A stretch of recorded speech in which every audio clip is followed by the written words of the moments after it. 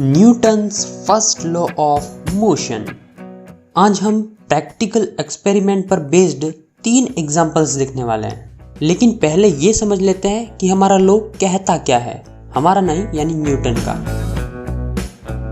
Newton का law कहता है कि कोई भी ऑब्जेक्ट मोशन में है तो वो मोशन में ही रहेगा, या कोई भी ऑब्जेक्ट रेस्ट में है तो वो रेस्ट में ही रहेगा जब तक कि उस पर कोई अनबैलेंस्ड फोर्स ना लगे। A body in motion stays in motion and a body in rest stays in rest until acted by an unbalanced force। ये तो हो गया स्टेटमेंट, लेकिन अब आते हैं एग्जाम्पल पर। इस एग्जाम्पल को समझने से पहले 2 फोर्स के बारे में पता होना ज़रूरी है।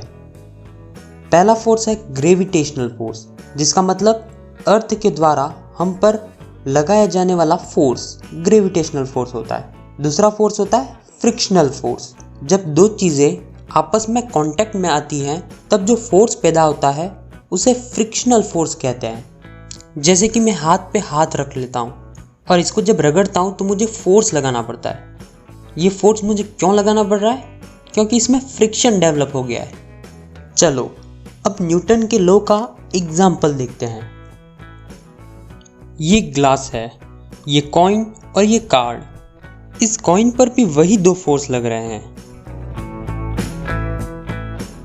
अब आप ये बताओ कि कॉइन रेस्ट में है या मोशन में? वेरी गुड, रेस्ट में। क्या हो अगर मैं इस कार्ड को जोर से हिट करूं? तो शायद आपके दिमाग में आ रहा होगा कि कार्ड के साथ कॉइन भी चला जाएगा। तो चलिए इसको हिट करके देखते हैं। ओह, कॉइन तो ग्लास के अंदर चला गया। कॉइन आगे बढ़ने की बजाय उसी जगह पर गिर गया। ये कैसे हुआ? चलो मैं बताता हूँ। एक बार फिर से न्यूटन का लॉ याद करते हैं। न्यूटन का लॉ कहता है कि जो रेस्ट में है वह रेस्ट में ही रहेगा, या फिर जो मोशन में है वह मोशन में ही रहेगा। तो हमारा कॉइन पहले से ही रेस्ट में था। जैसे ही कार्ड को हिट किया तो उससे कार्ड तो निकल गया, लेकिन कॉइन उसी जगह रह गया। कॉइन उसी जगह क्यों रह गया? क्योंकि वो रेस्ट में ही रहना चाहता था। तो जो चीज़ रेस्ट में है वह रेस्ट में ही रहना चाहती है। अब आपके मन में एक डाउट आ सकता है कि ये कॉइन रेस्ट में कहाँ रहा? ये तो नीचे गिर गया। तो ये नीचे इसलिए गिरा क्योंकि इस पर ग्रेविटेशनल फोर्स लग रहा है।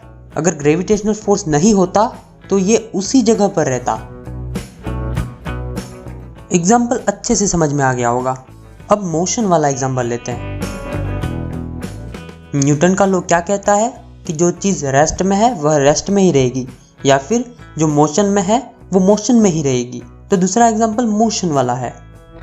आपने कभी ना कभी बस में तो ट्रैवल किया ही होगा। मान लो आप बस में बैठे हुए हो, बस मोशन में है, इसके साथ साथ आप भी मोशन में हो, लेकिन अचानक ब्रेक लगता है और आप आगे की तरफ झुक जाते हो। ऐसा क्यों होता है? इसको समझने में न्यूटन का लॉ हमारी मदद करता है। एक बार फिर से न्यूटन के लॉ को रिकॉल करते हैं। जो ऑब्जेक्ट मोशन में है वह मोशन में ही रहेगा। जैसे ही ड्राइवर ने ब्रेक लगाया, आप एकदम से रुके नहीं, बल्कि आगे की तरफ झुक गए। ऐसा इसलिए हुआ क्योंकि आप मोशन में थे और मोशन में ही रहना चाहते थे। इसलिए ब्रेक लगने की वजह से तुम आगे की तरफ झुक गए। आई होप ये भी एग्जाम्पल आपको समझ में आ गया होगा।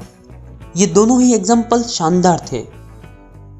अगर आप कहें तो तीसरा प्रैक्टिकल एग्जाम्पल भी दे सकता हूँ। चलो दे ही देता हूँ। ये देखो कैरम कॉइन्स जो एक के ऊपर एक रखी हुई हैं। इनमें से नीचे वाली कॉइन को इस स्टिक से हिट करूँगा, तो ये किया हिट। ऊपर वाली कॉइन तो उसी जगह पर रह गई। क्यों? क्योंकि वो सब रेस्ट में थी और रेस्ट में ही रहना चाहती थी। आई थिंक इसको एक्सप्लेन करने की ज़रूरत नहीं है। डिस्क्रिप्शन बॉक्स में मैंने कुछ बुक सजेस्ट करी है, अगर आप स्टूडेंट हो तो पढ़ सकते हो। Thank you, have a nice day.